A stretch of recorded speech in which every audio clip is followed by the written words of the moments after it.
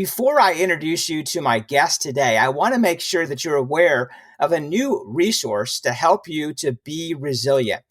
It's our private Facebook community called Leadership with Purpose.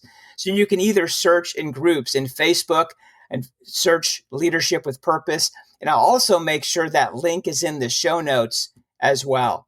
In our community, I share strategies, tips, and resources so you can step into less stress, greater profit, and experience the work you love. It's also a great place to connect with other like-minded leaders. So I look forward to seeing you in our community. Our sponsor for the show today is Audible. If you love listening to podcasts, I know you're going to love Audible like I do. It's a great way to be able to listen to books that you want to read this year. So if you're not already subscribed to Audible, let me get you a free book and a free 30-day trial. The book that I recommend is The Compound Effect by Darren Hardy. By simply visiting warrenwandling.com/audible, you can grab your free book and your free 30-day trial to Audible.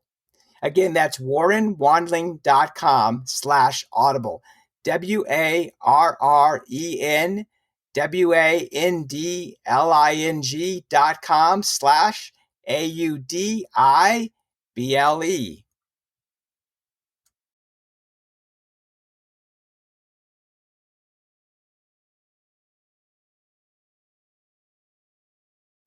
Well, welcome back to another episode of How to Become an Obstacle Buster. I'm your host, Warren Wandling, the show that's dedicated helping leaders and entrepreneurs to overcome their obstacles, build resilience, and achieve success. And if you've ever been a leader that you wanted to know how to build a culture of accountability, if you wanted to be the leader that followers like to follow, I have a perfect guest for us today to help us do just that. Jonathan Raymond. Welcome to the show, Jonathan. Hey, Warren. Thanks for having me on. Yeah, I'm really looking forward to our conversation today. As the CEO of Refound, Inc. magazine top 100 leadership speaker and author, tell us about your business. You bet. We set out to really have an impact on something that we felt was overlooked, which was how to think about people leadership in the modern world. Obviously, people have been talking about leadership and management for a long time. There's probably 37,000 books on leadership on Amazon. But one of the things that I had not found, and I hadn't found it for myself or for anyone else, was a system for how to get the people leadership part of the business right, and specifically how to connect the objectives of the business, the goals of the team, to personally meaningful growth. So everything that we do at Refound, whether it's our coaching programs, our consulting, our digital platform, is all about helping leaders and managers get the personal growth part of the business right. Well, that's such an important topic. And even what we've all experienced in the last several, year and a half almost right now with COVID, I think that's even come to more of a forefront from a leadership perspective to really help our teams continue to grow and really connect with their purpose. Yeah, COVID really kind of ripped the cover off a problem that was there before, and it really showed how little training, effective training, and how little skill that we generally have as a leadership community to do this part of it. And people are as mobile as they've ever been. You see article after article about people leaving jobs because they don't feel like the place of work, the manager, the culture is supportive of their individual needs. And you could throw up your hands and say, "Oh, people are entitled," and but that's not going to help, right? You got to actually solve the problem. Right. So, what do you think is the greatest obstacle that your clients encounter? The greatest obstacle is that they don't know. How can I say it? They don't know how to put people into discomfort in a way that feels humane. So they don't know how to hold people accountable. They know how to point to the result. They know how to drive the result. They know how to insist and yell and scream in one form or another, even if they're not yelling and screaming. They know how to be intense. But they don't know how to hold people accountable by creating space, by creating productive tension. So people go, "Oh, wow, yeah, that's actually not the version of self that I want to be. And that's not about my manager, that's about me. And they don't know how to do that. They don't know how to, they don't have that skill set. And so they resort or default to bad behaviors. Yeah, that's really interesting. I certainly from clients that I work with from a coaching perspective, that's one of the concepts I love to teach in is to be comfortable being uncomfortable. So the leader needs to understand what that feels like and to be able to, go inside in reference to developing the leader's skill in managing that situation internally. Is that what you're Yeah. driving at then? Yeah, and one of the things that we don't often talk about is, I'm really fascinated by this idea of decentralization, right? And everybody's talking about cryptocurrency these days, but decentralization is not a new idea, right? Whether it's, distributed energy in the renewable space, alternative health rather than, hospitals and pharmaceutical interventions being the only thing we know about. This is the trend that I think we'll see in the world of work is how do we decentralize authority and responsibility for personal development? How do we make it not, how do we take a little bit less pressure off the leaders and managers and make it more like a community to say, hey, you know what, it's everybody's responsibility for having those conversations. And that's a lot of times what leaders struggle with is that they are, like all of us, we've all been conditioned to think that, almighty powerful leader is the person who's going to solve all of our problems, even if that almighty powerful leader is just the leader of a small team inside of a business. And that's just not going to work in the modern world. The future is being decentralized as we speak, and we've got to respond to that in our organizations as well. Yeah, that's really interesting. So you've built, I guess you've been involved with several different businesses and currently building your existing business. What are some key strategies that contributed for you in building your business? You got to be able to say no. Wow. And I've said yes in moments where I would regret, but the best decisions I've made have been saying no to the wrong clients, right? To saying no to people who want me to do a certain thing, want us to do a certain thing, and it's good money, and it'd be nice to cash that check, but I could see what's going to happen. And again, I've made the mistake of saying yes and taking that check, but I made it enough times early enough to say, you know what, we're not going to work with clients unless we have a CEO who's actually going to work with me, who's going to understand that they have an enormous influence on this business. And we've been fortunate to build we're not a big company. We're a small company. We've got 20 employees. We've got some very big clients in Panasonic and McKesson, but we're kind of a boutique in that way. And so we've had the luxury of being able to say no, but that's really where that's where it starts and ends for me, is being able to stick to your values and work with the people who get what you're about, who want what you're putting down, and building those relationships. Yeah, that's really a powerful strategy, right? In learning how to say no to build, because that protects you from a leadership perspective of the clients that you work with. So our listeners, I mean, that's a strategy that if you have not implemented to make sure what values that you hold, to making sure that you're honoring your values and saying no to the right things and saying yes only to what benefits you from a leadership perspective. And I just for folks to kind of bridge that divide, you can take a lesson from improv, right? So if you've ever, thought about improv or been in an improv class, the answer can often be yes and, right? So someone comes to you with something that isn't the right thing. You can say, yes, I'd like to help you, and here's a way that I could help that would feel good to me. What do you think about that? So there's a you don't just have to say no, to heck with you, get out of my office, or my Zoom room, right? You can say, yes, I understand your pain, and here's how I would solve it. So you can use it as a pivot. Yeah, thank you for that clarification. That's really important as well, because you still have to build relationships. So it depends on. It's definitely more science. It's more of an art than a science sometimes. Yes.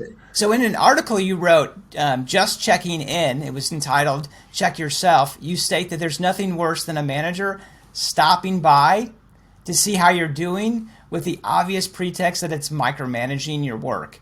And in the article, you share with your readers several ways of how you help managers to stop micromanaging. Is there a strategy that you love to teach leaders on how to stop micromanaging? So we have a whole body of work on an idea that we call more Yoda, less superhero. And that's when I wrote Good Authority, that was the central kind of mindset shift, is that we observed, in our clients and leaders that I've worked with, and also in myself, Mm-hmm. that we have been so conditioned to be the superhero, to try to be everywhere, to do everything, to solve every problem, and to have every answer. That the work is really just the way you start is by noticing that. It's Mm-hmm. not by actually taking an action, but by taking an inventory and starting to realize, wait a second, look at my calendar. Like literally, if you just open up your calendar right now while you're listening to this podcast, I guarantee you 50% of the meetings that you're going to go to this week, Mm-hmm. you shouldn't be at, right? Someone else on your team should be holding that meeting, or that meeting shouldn't exist, or that meeting should be shorter, or that meeting should have a different purpose. And if you look with the right eyes and listen with the right ears, you'll see that you've set up your world Mm-hmm. to invite you to micromanage it, right? You've created a world Yeah. with tracking devices and notifications and beeps and buzzers and meetings and agendas and all this stuff. It's all designed to tempt you into micromanaging your reality. So the way to move with that is start to take that inventory and say, look, what are all the ways where I might have the temptation to micromanage, and start to remove some of those temptations, right? Because once you're in the moment, Mm-hmm. once you see something, it's very, very difficult, right? Like if you're struggling with, quitting cigarettes or alcohol or some other thing, once it's in your hand, it's really, really hard to say Mm-hmm. no. So you got to make sure that it doesn't get into your hand. So you got to not be in that meeting. You got to not be on that email thread. You got to not go down the road where you're going to be tempted. Yeah, I love that, certainly in setting new habits for managers. So there's probably that struggle, right, from a leader, because they're like that control, because they think if they can control the process, they can control the outcome.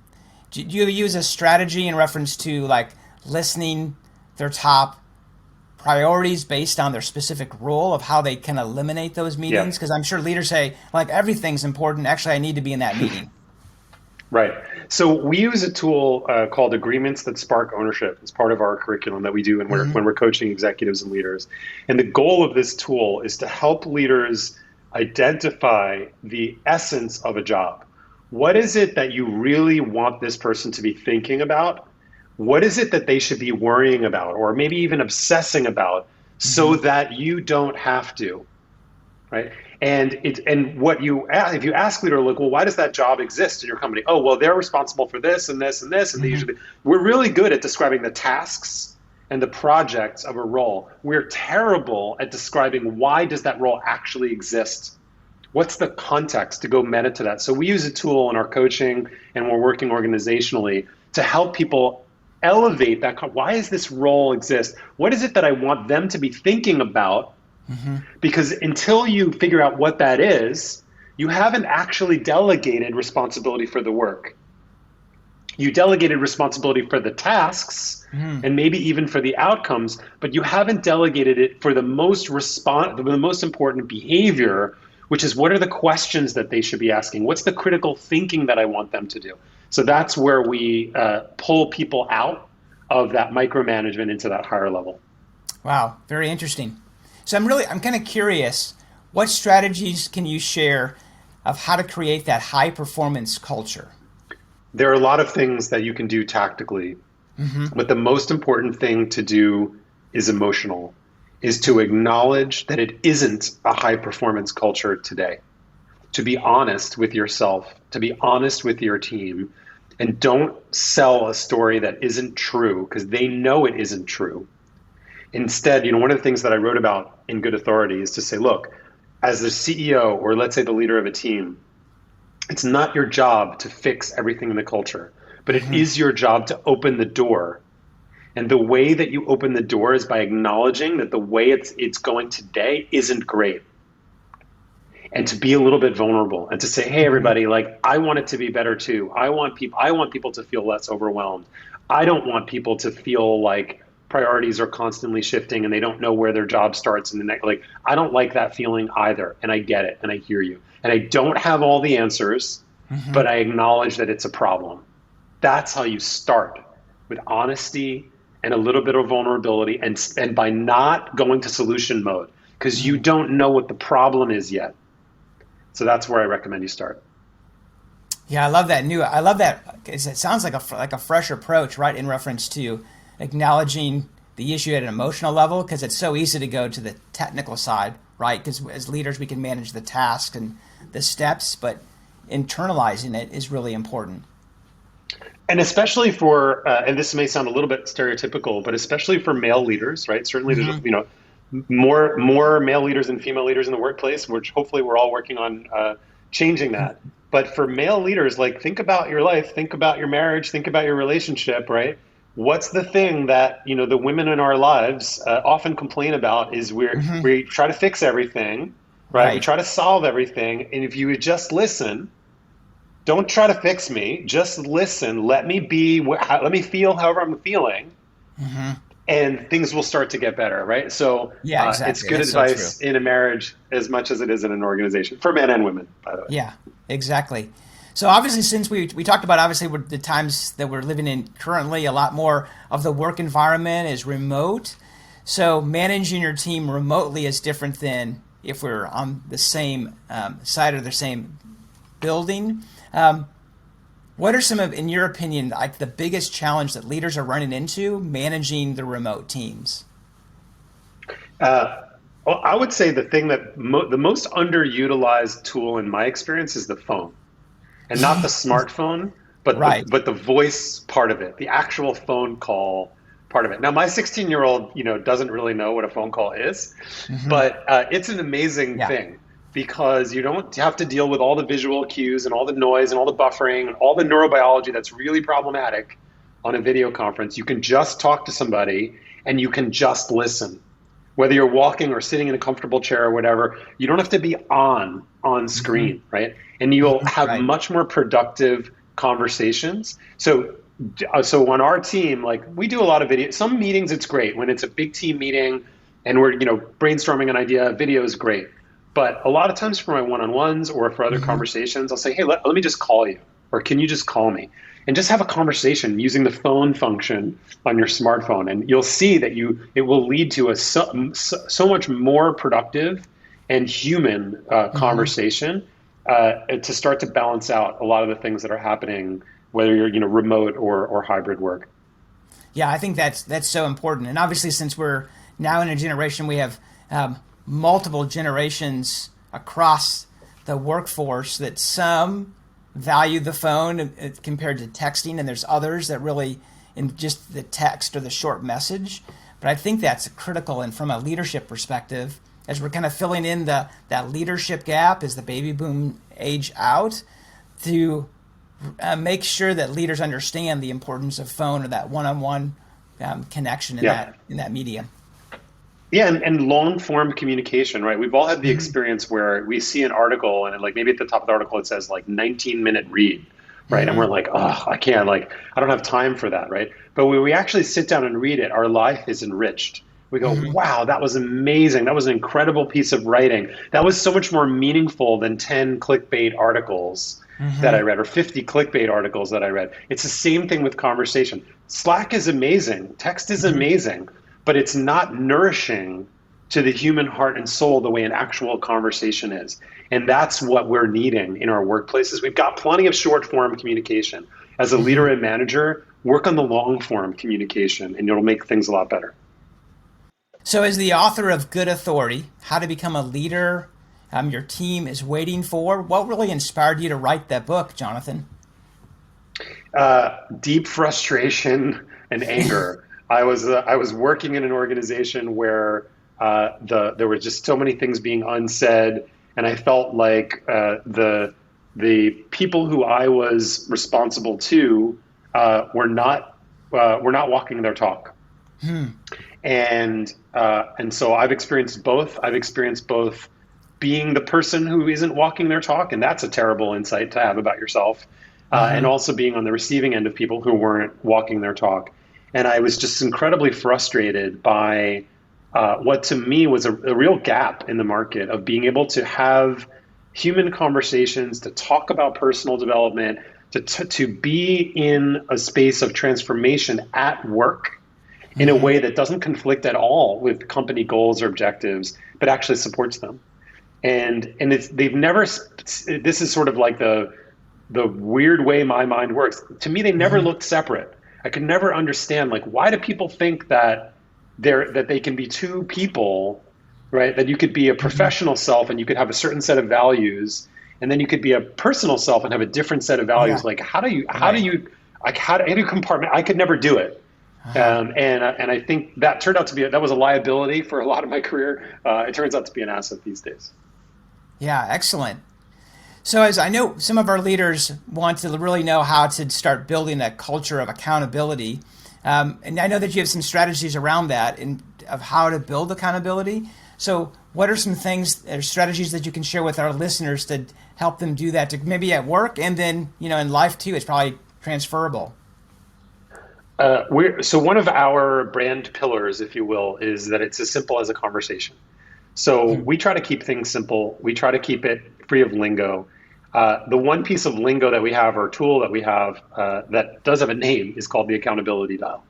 And the accountability dial, which is will likely be the title of my next book, is a 5-step framework for how to start and manage workplace conversations. Those can be conversations between a manager and a direct report. They can also be conversations between peers, and also for conversations with your boss. But the purpose of the tool is to break up the conversation into some smaller parts to make it more manageable. And especially these days when a lot of us are working remote or will continue to be working remote, it's Hmm. difficult to intervene in the day. There's so much going on, and you probably don't have time to sit down and have a 45-minute conversation to really get through, as much as that may be of value. And you don't even know what that conversation is going to be about. Oftentimes, but there's something on your mind that you want to raise, that you want to flag. So we created a system called the accountability dial to start those conversations using questions, using curiosity, to say, hey, I noticed this in this morning's team meeting. I wasn't really sure what to make of it. Can you tell me more about that? In a spirit of positivity, right? In a spirit Hmm. of curiosity, to start to get to know what's happening in your organization, on your team, with your colleagues, in a way that brings people closer rather than further apart. So that's the primary tool that we coach and teach to, is the accountability dial. There's a Hmm. bunch of resources on our site at refound.com for that. And in the show notes, we'll put some things for your listeners as well, with a link where they can download our one-on-one meeting guide, which is a great way to kind of reboot your one-on-one conversation along these lines. So there's a bunch of stuff that you can find there as well. Okay, great. And I'll make sure those notes are definitely in our show notes as well. Cool.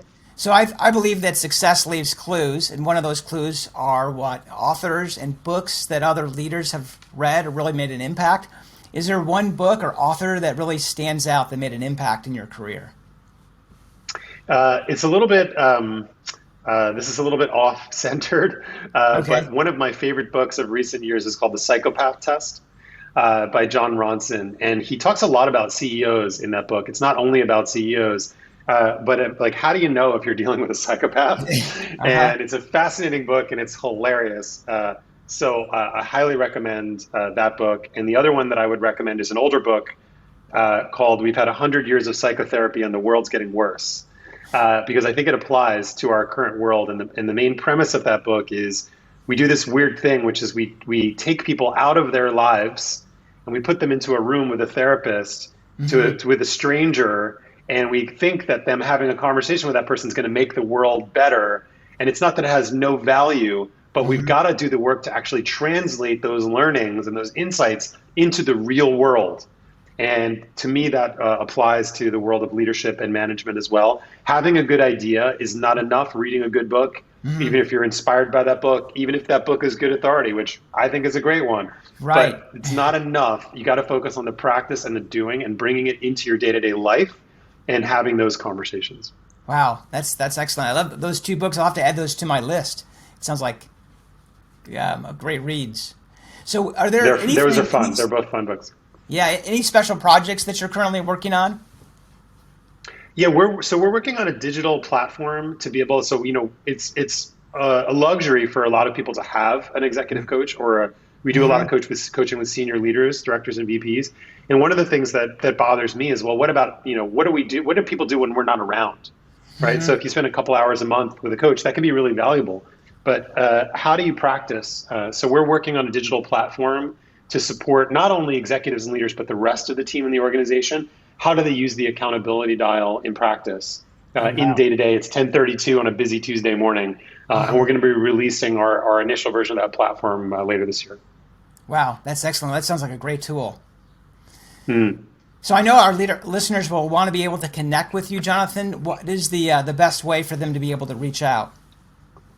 You can go to refound.com. That's REF, like Frank, OUND.com. You can send us an Okay. email to hello@refound.com. And then we'll give you a link for the Obstacle Busters podcast, so folks can, if they want to check our video course, we'll make that a little bit easier.